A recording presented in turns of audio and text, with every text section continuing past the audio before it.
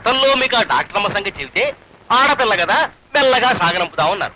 తర్వాత తమరు ఆ విషయాన్ని పట్టించుకోలేదు. ఇప్పుడు అది పాతేసిన మైలు రైలా ఉండిపోయింది.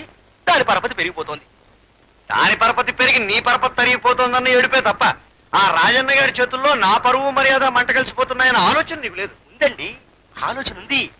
ఆ ఆలోచన ప్రకారం ముందడుగు వేస్తే అటు డాక్టరమ్మ రోగం కుదురుతుంది, ఇటు రాజన్న గారి శరీరం వదిలిపోతుంది. ఏమిటయ్యా నువ్వు చెప్పే మహత్తరమైన ఆలోచన? చెప్తాను.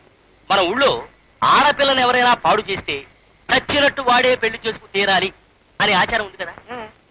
ఇప్పుడు మీరు ఆ డాక్టరమ్మను పాడు చేశారు అనుకోండి, తప్పనిసరిగా మీరు పెళ్లి చేసుకోవాలి. అవునా? అవుననుకో. అయితే నేను చెప్పేది వినండి. పెళ్ళయ్యాక ఆ పిల్ల వైద్యం మానేసి ఇంట్లోనే పడుంటుంది కనుక నాకు పోటీ ఉండదు. ఇక ఇప్పటిదాకా దాన్ని ప్రేమించేస్తూ గంతులేస్తున్న రాజన్న గాడు మతిపోయి పిచ్చాడవుతాడు కనుక మీకు వాడి కూడా ఉండదు. ఏమంటారు? బాగానే ఉంటుందయ్యా. అయినా మేం పెళ్లి చేసుకున్న ధర్మపత్ని ఉండగా మళ్ళీ పెళ్లి బాగుండదయ్యా. అయ్యా, ఇప్పటికే తమరు చాలా పొరపాటు చేశారు. తమరి తాతగారికి 6 భార్యలు, తమరి తండ్రి గారికి 4. ఇక మీకు ఆ గౌరవం దక్కలేదని నాకు బాధగా ఉందండి. కానీ ధర్మపత్ని ఉండగా అయ్యా, మీకు ధర్మపత్ని ఒకరైనా మరో అధర్మపత్ని ఉండొచ్చు కదా. అలాగే అనుకో. కానీ ఆ పిల్లని ఎలా తీసుకురావాలా అని మేము అడుగుతున్నాం. అయ్యా, తమరు అడుగుతున్న విషయాన్ని నాకు వదిలేమని నేను సెలవిస్తున్నాను. ముందు 500 దగ్గర ఉంచండి. పని పూర్తయ్యాక మరో 1000 రూపాయలు ఇస్తాను. మీరు ఎలాగైనా సరే ఆ డాక్టర్ కోలు సత్తులో మూట కట్టి బియ్యం మిలిగి తెచ్చేయాలి. మేము మీ ఊరోళ్ళం కాదు కదండి. ఆ డాక్టర్ ఎలా ఉంటుందో తెలీదే.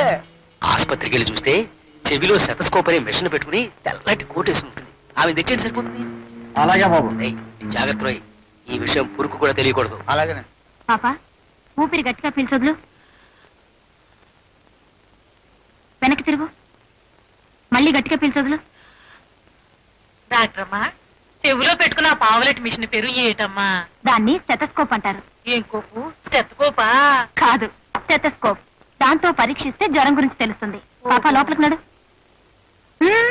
నేను పాపని పరీక్షించాలి, మీరు రాకూడదు. ఇక్కడే కూర్చోండి. ఇది చెవిలో పెట్టుకుంటే జ్వరం గురించి తెలుస్తుందా?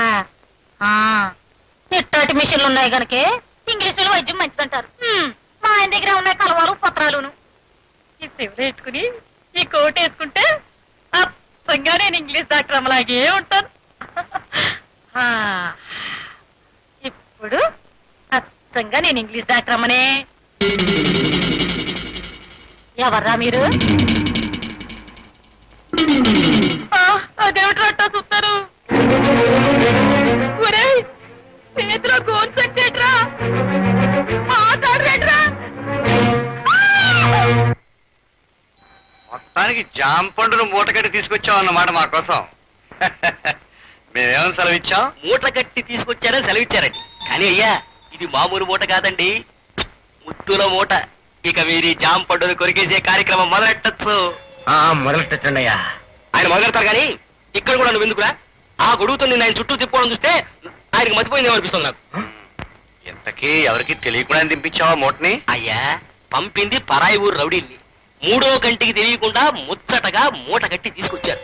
ఇక మా మాధవ్ గాడు ఊళ్ళో జనాన్ని పోగేసుకుని ఇక్కడికే తెచ్చేస్తున్నాడు. అయ్యా, ఇక మీరు ఈ మూట విప్పించాలి, రాకపోతే చూడండి. మాటలు సాధించి మూట విప్పోయా ముందు అయ్యా, మేమేమని సెలవిచ్చాం? ప్రభువులు చాలా తొందరలో ఉన్నారన్నట్టుగా సెలవిచ్చారు.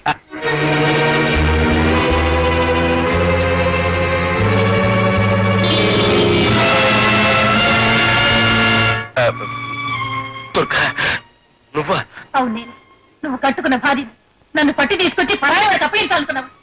నువ్వు మొగుడువేనా? అదిగా దుర్గా, పొరపాట్ల.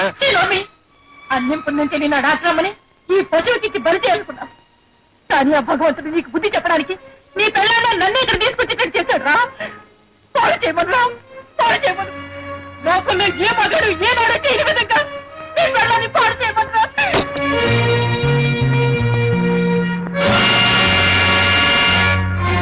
చూడండి జమీందారు బాబుని, ఆ మనిషిని చూస్తేనే తెలుస్తోంది లోపల ఉన్న ఆడదాన్ని భోజనం చేస్తారని. ఆడదాన్ని చూద్దరు గాని రండి రండి. For more updates, like, comment, subscribe to our channel. Hey darlings, గంటని click చేయడం మర్చిపోకండి.